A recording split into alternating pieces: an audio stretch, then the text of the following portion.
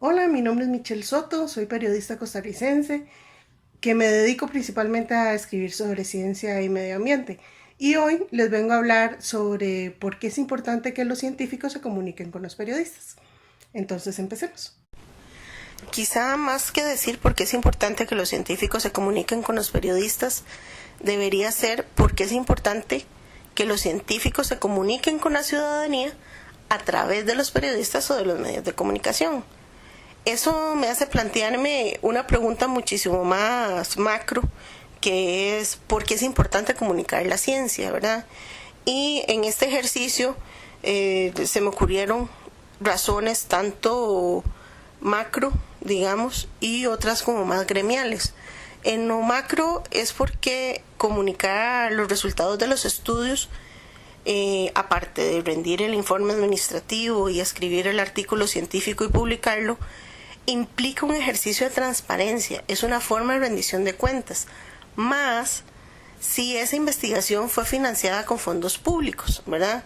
Entonces se está dando a conocer cuáles son los frutos, los productos de esa investigación que yo con mis impuestos ayudé a financiar.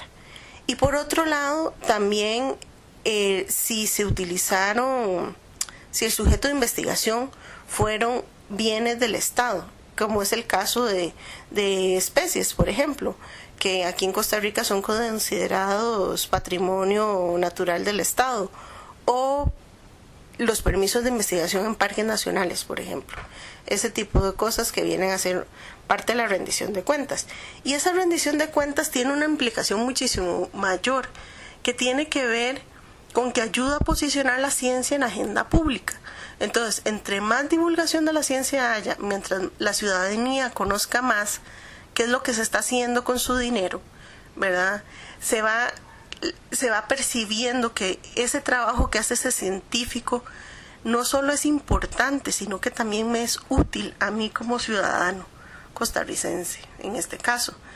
Eso va a crear una atmósfera favorable para la ciencia, que podría ser clave cuando se discuten temas tan controversiales como puede ser el presupuesto nacional, ¿verdad? Recordemos que aquí en Costa Rica el Ministerio de Ciencia y Tecnología y Telecomunicaciones con costos alcanza el 1% del Producto Interno Bruto, ¿verdad? Y se supone que la ciencia es el motor de desarrollo.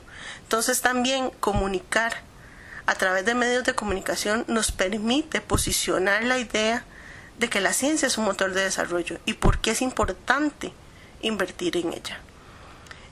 Ya en cuanto a lo más gremial, un estudio realizado en 1991 que pretendía medir la relación que existe entre los artículos publicados en medios de comunicación y el índice de impacto científico, que hasta donde tengo entendido es una herramienta para medir desempeño en investigación, en ciencia, ¿verdad? Demostró que un artículo científico que es mencionado en medios de comunicación del calibre del New York Times, ¿verdad?, es citado 78,2% más por otros estudios, ¿verdad? Entonces, efectivamente, hay una influencia de los medios de comunicación sobre el índice de impacto científico, ¿verdad? Pero además de eso, lo cual es muy interesante, los autores de esos estudios que fueron altamente citados admitieron que a partir de la difusión en medios de comunicación se les hizo más fácil conseguir fondos para sus investigaciones. Y eso me recuerda un caso aquí en Costa Rica hace varios años, de hecho fueron de los primeros. Escribió un artículo a partir de los resultados de la tesis de maestría de una investigadora de la Universidad de Costa Rica. Era la primera fase de un proyecto que estaba terminando. Y bueno, aparte de difundir los resultados de la investigación, recuerdo que fue un simple párrafo que puse casi al final, diciendo, ¿verdad?, viendo como las perspectivas a futuro, donde ella me decía que bueno, esta es la primera fase, ella esperaría poder ejecutar una segunda fase, pero que para eso depende de financiamiento, ¿verdad? Todo bien, salió el artículo publicado, a las semanas me escribe ella contándome que gracias a ese artículo se le acercó un potencial donante. Entonces, también por ahí podría sacársele provecho a la difusión en medios de comunicación, porque generalmente los investigadores están acostumbrados a ciertas fuentes de financiamiento, como los grants, ¿verdad? Pero quizá al difundir a través de medios a una gran audiencia se abre mucho más el abanico de fuentes de financiamiento. Entonces puede ser, por ejemplo, que una empresa a través de su programa de responsabilidad social corporativa pueda financiar ciertas investigaciones, ciertos estudios, ¿verdad?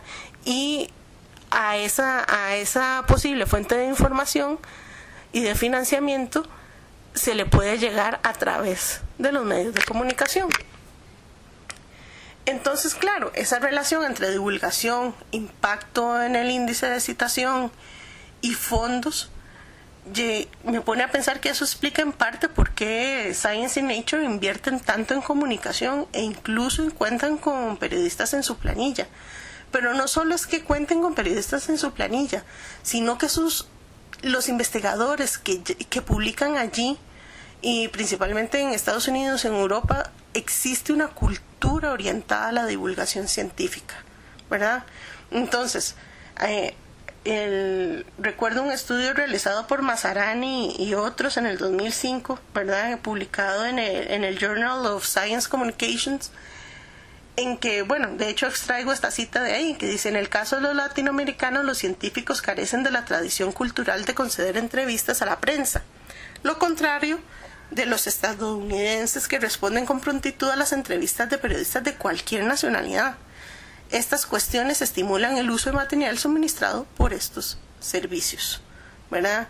Entonces, y es cierto, era lo que les contaba. O sea, yo por parte de Science and Nature recibo comunicado de prensa, el estudio, fotografías, videos, multimedia, y aparte, aunque yo esté en Costa Rica, que uno diría, bueno, y Costa Rica, ¿verdad?, que es un país pequeño, yo tengo como costarricense la posibilidad de entrevistar a los científicos del CERN, por ejemplo, a través de estas revistas. Pero no solo eso, también NASA y NOAA, por ejemplo, están matriculados en esta tendencia de cultural orientada a la divulgación científica. Entonces, mi recomendación es que a nosotros como latinoamericanos se nos quite un poco el susto de hablar con periodistas, ¿verdad? Y apostemos mucho más a la divulgación. ¿Por qué? Bueno, porque según un estudio de Fernanda Benio y compañía publicado en el 2008, existe el riesgo de que se homogenice los grandes temas de la cobertura científica, ¿verdad? Y se privilegien estudios internacionales sobre estudios locales, ¿verdad? Lo cual podría dar una falsa sensación de que en nuestros países latinoamericanos, no se está haciendo ciencia, lo cual es totalmente falso, ¿verdad? Simplemente que no existe la cultura de dar a conocer lo que estamos haciendo en ciencia. Y quizá esa es la motivación que yo quisiera dejarles a ustedes, ¿verdad? Motivarlos precisamente para que comuniquen mucho más los estudios que están realizando. Y sí vale la pena que nos quitemos un poco el susto para comunicar la ciencia, porque al final el leer sobre nuestra ciencia es parte de nuestra identidad como latinoamericanos o como europeos o como africanos o como asiáticos, ¿verdad? O sea, la ciencia es parte de la cultura y es parte de lo que somos. Y además los científicos locales están estudiando los temas que me atañen a mí directamente. Entonces sí creo que es sumamente importante hacer el esfuerzo de divulgación de la ciencia. Y eso me recuerda a un koan del budismo zen que dice: si un árbol cae en el medio del bosque, pero nadie está cerca para oírlo o verlo, ese árbol realmente existió, ¿verdad? En ese sentido, es importante que nuestra ciencia sea relevante, hacerla relevante, visibilizarla, tanto para conseguir apoyo por parte del país, ¿verdad? Acuérdense que a los políticos les encanta la tele, entonces hay que hablarles también en su lenguaje, ¿verdad? Y ojalá, yo quisiera vivir en un país donde cada vez más las decisiones se tomen basadas en evidencia, ¿verdad? y en evidencia robusta y en evidencia que se haya recolectado a través de método científico, porque eso me asegura de que son decisiones no ocurrencias, ¿verdad? Entonces yo creo que es importante en ese sentido. También, digamos, y particularmente ustedes que trabajan en temas de conservación, los medios de comunicación ofrecen un megáfono para la educación ambiental. Más si a través de sus investigaciones ustedes buscan cambiar prácticas hacia cuestiones más sostenibles, ¿verdad? Y en este sentido traigo 2 ejemplos. El primero es sobre unas cámaras que se colocaron en 2 árboles donde anidan lapas rojas, ¿verdad? Ese fue un tema muy sencillo en el sentido que esa era la noticia, ¿verdad? O sea, que se iba a empezar a monitorear nidos a través de esta tecnología, que eso venía a ayudar muchísimo a los investigadores porque entonces disminuía los riesgos laborales, por decirlo de una forma, de que ya no tenían que estar subiendo a los árboles constantemente para ir a monitorear la cría, sino que ya tenían la cámara y podían monitorearla a distancia, ¿verdad? A través de sus celulares o computadoras, lo cual también disminuía el contacto animal-ser humano, ¿verdad? Y eso de muchísimo más rico a nivel en términos de investigación. Pero este artículo yo lo quería ir un poco más allá. Entonces resulta ser que, bueno, de hecho el investigador es Chris Bond, y su asistente resultó ser un ex lapero, ¿verdad? O es un señor de la comunidad que antes comerciaba con pichones de lapa y hizo esta conversión hacia la conservación.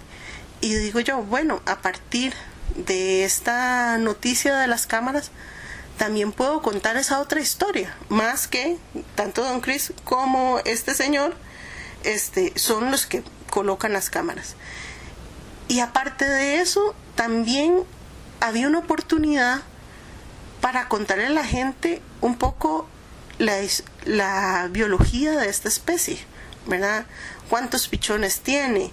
¿Cuál es la época reproductiva? ¿Cuál es su hábitat? ¿Por qué está amenazado su hábitat? Y eso, ¿verdad? Entonces cumplimos como 3 objetivos. Uno netamente noticioso, ¿verdad? Que viene por el lado de las cámaras. Otro de conservación, ¿verdad? Que tiene que ver con esta historia del ex lapero, pero también educativo, porque entonces a través de un artículo de periódico, ¿verdad? Yo estoy informando sobre la especie, su estado de conservación, por qué es importante ese animal para nosotros, cuáles son los servicios ecosistémicos que brinda, por ejemplo. Entonces, y eso es un artículo de periódico. Sí, se puede hacer una charla, podemos hacer un taller, pero ¿por qué no hacer un artículo de periódico o un programa de televisión que podría tener un alcance más allá de las 20 personas que me van a llevar en el taller, ¿verdad? O sea, es un esfuerzo complementario a todo el trabajo de educación ambiental que yo sé que muchas organizaciones están realizando.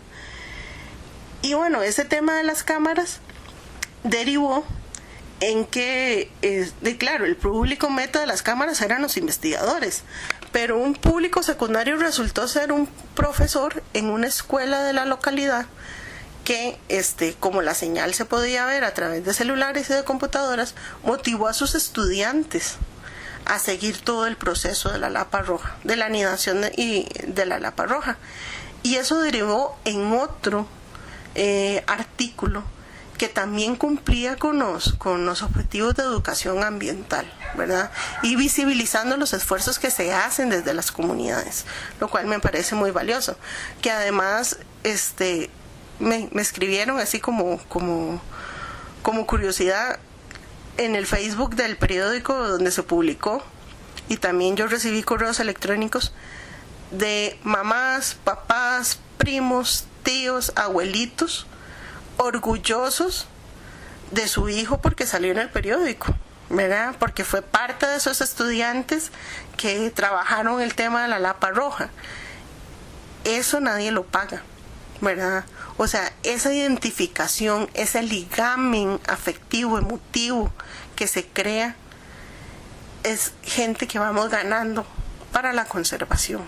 Entonces yo creo que también esa es una buena razón de por qué valdría la pena divulgar nuestros estudios. Otra razón de por qué es importante divulgar ciencia o comunicar ciencia tiene que ver con que los medios de comunicación son instrumentos para ejercer la incidencia política. Eso quiere decir que a través de ellos podemos posicionar temas en la agenda pública que sean necesarios discutir, ¿verdad? Porque necesitamos discutirlos para que eso derive en cambios de normativa, en nuevas políticas de conservación o para dotar de mayores recursos a la investigación. Entonces, ejemplo de ello fue este trabajo que realicé con el investigador Otto Monge. La investigación de Otto estaba orientada a estudios genéticos para ver si era necesario o no los proyectos de crianza y liberación de lapas rojas. Y los resultados fueron muy sorprendentes en el sentido de que las dos poblaciones de lapas rojas en Costa Rica no necesitan del ser humano para reproducirse, ¿verdad? O sea, genéticamente las poblaciones están sanas y pueden por ellas solas. Entonces, eso fue un tema que se planteó, digamos, el tema se planteaba, digamos, dentro del gremio, ¿verdad? Lo que hizo el artículo de periódico fue extenderlo, salir, digamos, de los mismos de siempre, por decirlo de alguna forma, ¿verdad? De las mismas personas involucradas a discutirlo a nivel país, ¿verdad? A nivel de los implicados, tanto, digamos, la gente de investigación, como la gente que está con los proyectos de reproducción, como las autoridades. Entonces me contaba Otto que el artículo salió, se puso en la agenda, y eso también se complementó con foros, talleres que hicieron ellos por aparte, ¿verdad? Entonces, porque sí, es una discusión necesaria. Bueno, ¿y ahora qué? O sea, si las lapas rojas están bien, entonces, ¿qué hacemos? ¿Verdad? ¿Las dejamos quedititas? ¿Qué hacemos con esta gente que tiene proyectos de crianza y de liberación? ¿Verdad? Por ese asunto. Por otro lado, y también con Otto Monge, de hecho, resulta ser que Otto Monge tiene un estudiante que estaba planteando realizar estudios de genética de la conservación en Lapa Verde. Necesitaban dinero para comprar reactivos de laboratorio y financiar algunas giras de campo. No estaban pidiendo $100,000, ¿verdad? O sea, realmente eran pocos los fondos que necesitaban, pero recurrieron a las fuentes de financiamiento usuales. Aplicaron a varios grants que les fueron negados. Y entonces a los dos se les ocurrió que por qué no usar las plataformas ahora actuales como las de crowdfunding, en que en línea la gente común y corriente pueda hacer donaciones, ¿verdad?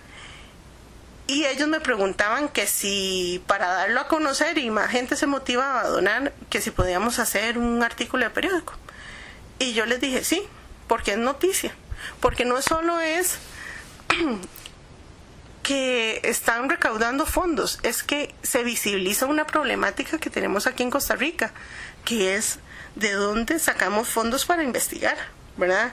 Entonces, y además me presentaba esta alternativa totalmente novedosa de gente común y corriente financiando investigación, ¿verdad? Lo cual era muy interesante, porque eso me visibiliza a mí como ciudadano particular dentro de un esfuerzo tan bonito como es la conservación de la lapa verde, ¿verdad? Que quizá yo me beneficio a nivel de turismo al verlas, pero también podría beneficiarme a nivel de financiar un estudio que me diga cómo están y si voy a seguir viéndolas en el largo plazo, ¿verdad? Les dije que sí, que fuéramos, y gracias, ellos venían teniendo donaciones, pero con el artículo publicado en prensa se dispararon las donaciones, y de hecho lograron el objetivo de la plata a una semana, si no me equivoco, de cerrar el tiempo. Entonces, muy satisfactorio, ¿verdad? En ese sentido, que hayan logrado esto, y lo que deja ver es que también los medios de comunicación, a la hora de divulgar los proyectos de investigación y los resultados de estos, también pueden servir para captar fondos. La ventaja con este tema de la Lapa Verde es que obviamente se plantea un segundo artículo de seguimiento ya con los resultados de la investigación, lo cual también es una oportunidad de rendición de cuentas, y rendición de cuentas hacia donantes que son particulares, ¿verdad? Y volvemos a lo mismo, o sea, este proyecto hace un ligamen particular entre los investigadores y la gente común y corriente, lo cual yo siento que eso también es invertir en los aliados de la conservación, por decirlo de alguna forma. Y ya para terminar, quería hablarles, citar esta frase de Gabriel León, que es el director del Centro por la Comunicación de la Ciencia en la Universidad Andrés Bello de Chile. Él dice: la comunicación científica no es publicar un paper, porque la gente no tiene acceso a las revistas, ya que muchas veces son de pago. Y más allá de la barrera económica está la barrera del lenguaje. En ese sentido, yo tengo la convicción de que el científico tiene una responsabilidad social. Es cierto, ¿verdad? O sea, no, de 100 personas que van en un bus, quizá 1, 2, 3 personas sepan qué es Science o Nature o Post-One, ¿verdad? Pero la gente ve tele, la gente escucha radio, la gente lee periódicos, ve redes sociales, lee blogs que le interesan. Entonces es una oportunidad de ampliar el alcance de ese artículo científico, ¿verdad? Y llegar a otras audiencias, y más en temas de ambiente y de conservación, donde precisamente se trabaja con comunidades alrededor de los recursos naturales, ¿verdad? Y donde hay un uso de esos recursos. Entonces sí es importante explorar todas esas facetas de educación ambiental, de rendición de cuentas, de transparencia, ¿verdad? De posibilidades para captar fondos, de incidir en política y normativa. En ese sentido, yo los motivo a divulgar sus estudios e investigaciones. Y no solo eso, o sea, en esta tarea de divulgación no están solos. Muchos de ustedes trabajarán en universidades o centros de investigación donde existen oficinas de prensa que pueden ayudarles a diseñar la mejor estrategia según sean sus objetivos de comunicación.